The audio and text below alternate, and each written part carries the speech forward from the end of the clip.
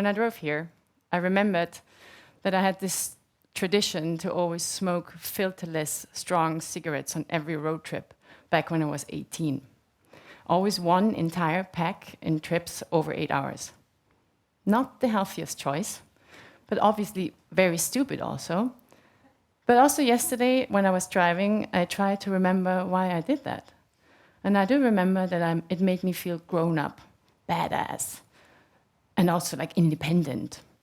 So behind all this, there was this need for independency and self-determination, which was driving this habit. Times have changed, and I made up my mind, luckily, changed this habit. For different reasons, most of all common sense. Some of it was aging, and some of it was health too. Now, when I travel, I eat plain cooked potatoes. For, in my view, many reasons. They're odorless, juiceless, and soundless, because there's nothing more annoying like somebody eating next to you a juicy peach or crunching a chip and then drizzling all over you. But it's also sustainable and filling. And I know, nerdy.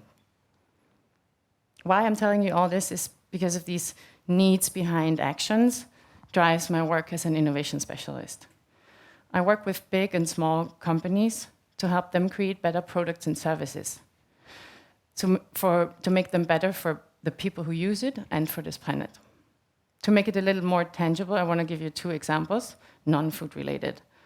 I was working once on a self-driving car experience. So what I did, I talked to the actual people who use it in the end. I hung out with stressed moms, with cab drivers, and with incredibly rich people who only have their private jet for the sake of no waiting time. Another example is I was developing a fitness app for elderly people. So what I did is I listened to 40 elderly people that I know now to never, ever, ever call them elderly, let alone seniors. The only thing that works is over 40.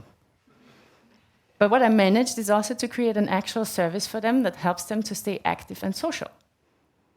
And it meets their needs. Today, I want to share a few thoughts that drive my passion within the food innovation space.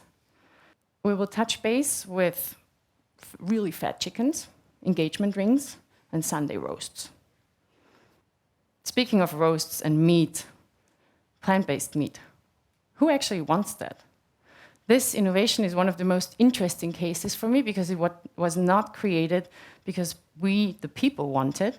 It was created because we, the industry, can do it, and we, the planet, need it. So how do we deal with this? Thinking of what we want, looking into conventional mass farming.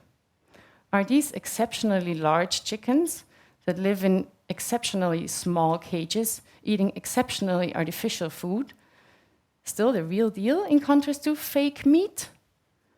Is it really the better version of what we think as a real chicken? Does their confinement and their artificial life undermine their authenticity, transforming them into mere imitations of real poultry? In contrast to that, think about joyful, free-range chickens raised on lush pastures, on sustainable farms, embodying mindful cultivation. Many studies state that we could reduce between 40 and 60% of globally all CO2 emissions with a switch to a widely known technique that's called regenerative farming. We could make a change there and support authentic, tasty food and the planet. But who gets to decide what's authentic? Who gets to decide what's considered authentic? Let's do a switch into a completely different industry. Lab-grown diamonds. They are widely accepted as the affordable, sustainable, and clean version of the real deal for everyday jewelry. That said, yes, they are more cheap. But some people might still want the real deal for their important occasions, such as an engagement. They might still get the real deal. But what happened is this trend of accepting the lab-grown synthetic diamonds has changed the industry and the treatment of the workers involved. So I do understand the social value of people coming together and enjoying a traditional meal, whether it's the Sunday roast in Austria, or Thanksgiving in the USA, or a rodízio in Brazil. But what would happen if we accept this as the real deal, but also switch on everyday foods like this Austrian Leberkässemmel on the go, the American Italian sub, or the Italian sauce bolognese, if we would accept that it should not involve industrial meat production in all of these everyday foods? This could change the industry. Why can't we redefine what is considered real, nutritious, and delicious in this context? And when will these terms, nutritious and delicious, actually become relevant again, next to cheap, super cheap, and flashy packagings?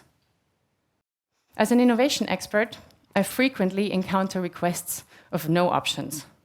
No meat, no sugar, no wheat, no regrets. I think it's time to redefine the very essence of indulgence.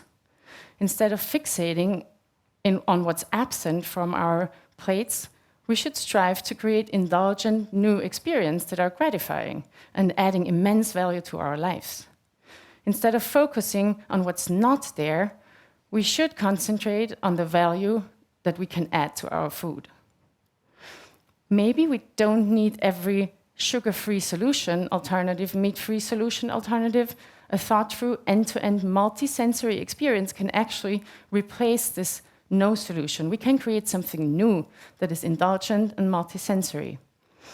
For example, a crunch is something super satisfying for the brain. If you think about feedback, that's why we love clicking the pen. You press it, click, feedback.